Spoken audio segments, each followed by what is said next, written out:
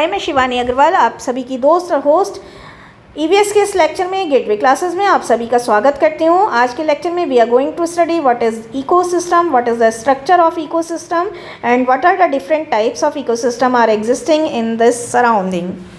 So without taking much of your time, let us start the lecture of the day. And ecosystem, what is ecosystem? अगर हम बात करें ecosystem से थोड़ा पहले चलते हैं इकोलॉजी की तरफ. तो इकोलॉजी टर्म जो है वो combination of two Greek words से लिया गया है. ओएकोस. ओएकोस का मतलब होता है होम और लोगस का मतलब होता है स्टडी. तो ओएकोस का मतलब है होम और लोगस का मतलब है स्टडी. तो इकोलॉजी जो है वो डील करती है study of organism in their natural home interacting with their surrounding.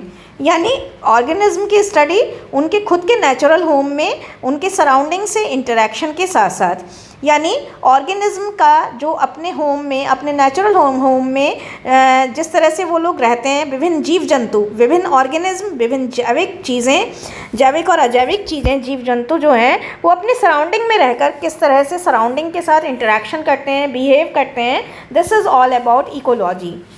अगर हम इकोलॉजी टर्म की बात करें तो this was coined by Ernest Haeckel. Ernest Haeckel ने डेवलप करी थी 1869 में. अब आते हैं इकोसिस्टम की तरफ. तो इकोसिस्टम जो है, ये जो टर्म है, दिस वाज कॉइन्ड या defined by English botanist sir Arthur G Tansley. Sir Arthur G Tansley ने 1935 में इकोसिस्टम की धारणा लाई थी. और इकोसिस्टम क्या है? Ecosystem is the smallest unit of biosphere. Ecosystem biosphere का सबसे छोटा यूनिट है, सबसे छोटी इकाई है. इकोसिस्टम है क्या? Cluster of natural resources. Natural resources का क्लस्टर, क्लस्टर का मतलब गुच्छा है, एंड लिविंग ऑर्गेनिज्म का गुच्छा. यानी कि नेचुरल रिसोर्सेज और लिविंग ऑर्गेनिज्म का क्लस्टर जो है वो इकोसिस्टम है. इकोसिस्टम में क्या है? डिफरेंट नेचुरल रिसोर्सेज और लिविंग ऑर्गेनिज्म के गुच्छे. A complex relationship between all the living and non living things. एक जटिल रिलेशनशिप जो विभिन्न बायोटिक और अबायोटिक चीज़ों में है, ये सारा जो है वो इकोसिस्टम है. इकोसिस्टम जो है वो बायोस्फीयर का फाउंडेशन है और अर्थ पर नेचुरल बैलेंस को बनाए रखता है. अब टाइप्स ऑफ इकोसिस्टम में आते हैं. Ecosystem is of two types basically, natural ecosystem and artificial ecosystem. Natural ecosystem is controlled and governed by nature, जैसे कि नाम से ही पता लग रहा है. And artificial ecosystem is controlled and manipulated by human activities, by human efforts.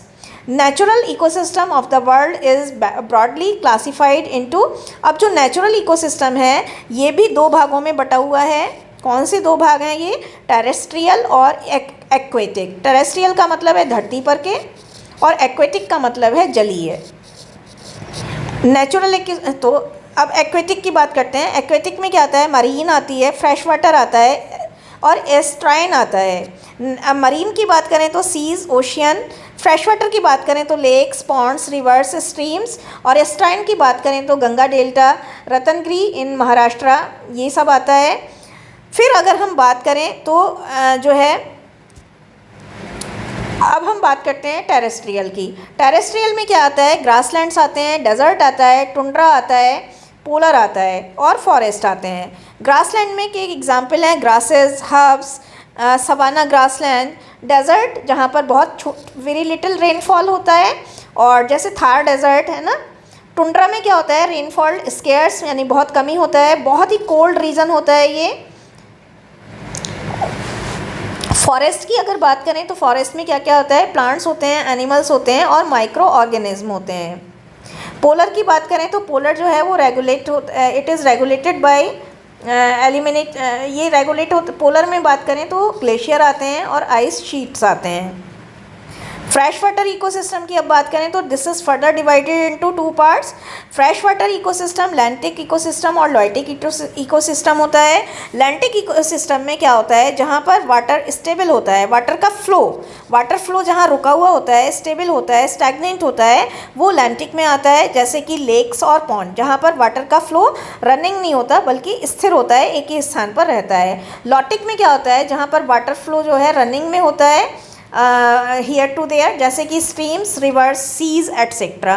अब artificial ecosystem जो है वो टेरेस्ट्रियल और एक्वेटिक होता है। टेरेस्ट्रियल में अभी बताया ही था, फील्ड और गार्डन्स आते हैं। एक्वेटिक में एक्वेरियम आता है।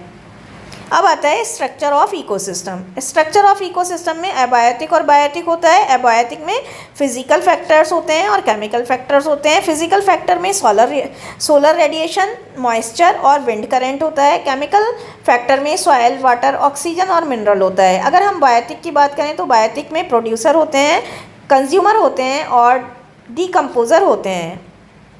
इसके बारे में हम बात करें, अगर हम बात करें बायोटिक और एबायोटिक, तो ये हमने आपको लेक्चर नंबर 2 में बहुत अच्छे से पढ़ाए हुए हैं, आप वहाँ से भी ले सकते हैं, दोबारा से देख लीजिएगा। प्रोड्यूसर में है अपना फूड खुद बनाते हैं by the process of photosynthesis, air, water, soil का यूज़ करके। सन इनको प्रोड्यूसर को एनर्जी देता है और सन की हेल्प से, फोटोसिंथेसिस की हेल्प से ये अपना भोजन खुद बनाते हैं, इसीलिए इनको प्रोड्यूसर कहा जाता है। Being able to make their own food make them unique, क्योंकि ये अपना फूड खुद बनाते हैं इसलिए ये यूनिक है। फॉर एग्जांपल प्लांट, एलगी और स्पेशलाइज्ड बैक्टीरिया। प्रोड्यूसर को हम ऑटोट्रोफ्स भी कहते हैं, यानी कि जो अपना भोजन स्वपोषित है ना, स्वपोषित, ये अपना भोजन, अपना न्यूट्रिएंट्स खुद बनाते हैं। अब आता है कंज्यूमर। कंज्यूमर क्या होते हैं? They can not make their own food, अपना फूड खुद नहीं बनाते। दे ईट प्लांट और अदर एनिमल, ये जो है वो अपने फूड के लिए प्रोड्यूसर पर डिपेंड करते हैं। और ये अपना फूड कैसे बनाते हैं? प्लांट को खाकर या दूसरे एनिमल्स को खाकर, जबकि कुछ जो है वो प्लांट और एनिमल दोनों को खाते हैं एनर्जी लेने के लिए, सर्वाइवल के लिए। Thus the organism that cannot synthesize their own food is called consumers. इस प्रकार से जो ऑर्गेनिज्म अपना फूड खुद से सिंथेसाइज नहीं करते उनको कंज्यूमर बोला जाता है। और ये ऑर्गेनिज्म डायरेक्टली और इनडायरेक्टली कहाँ डिपेंडेंट होते हैं? प्रोड्यूसर पर अपने फूड के लिए डिपेंडेंट होते हैं। Consumers are also known as heterotrophic organism. Consumers को हम हेटेरोट्रॉफिक ऑर्गेनिज्म भी कहते हैं। अब कंज्यूमर भी हमारे 3 कैटेगरी में होते हैं, primary consumer, secondary consumer, tertiary consumer. Primary consumer का एग्जाम्पल है हर्बीवोरस, और सेकेंडरी में आते हैं प्राइमरी कार्निवोर्स, और इसमें टर्टियरी में आते हैं सेकेंडरी कार्निवोर्स। अब हर्बीवोर्स के एग्जाम्पल ग्रासहोपर हैं, डियर हैं, काऊ है। कार्निवोर्स, प्राइमरी कार्निवोर्स में फ्रॉग्स होते हैं, स्पाइडर्स होते हैं, लिजार्ड्स होते हैं। सेकेंडरी कार्निवोर्स में स्नेक्स और फिश होते हैं जो प्राइमरी कार्निवोर्स को खाते हैं।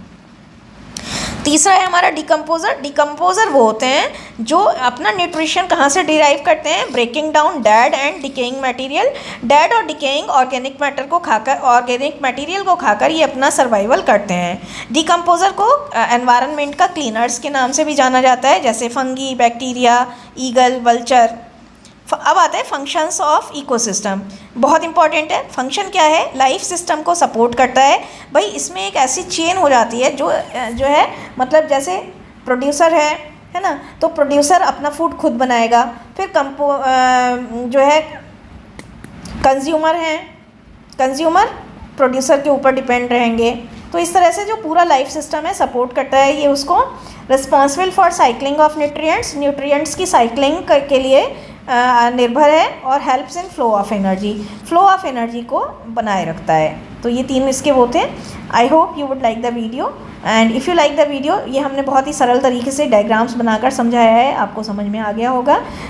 If you like the video, kindly hit a like to the video and kindly send your suggestions in the comment box. Thank you so much for watching. Have a nice day.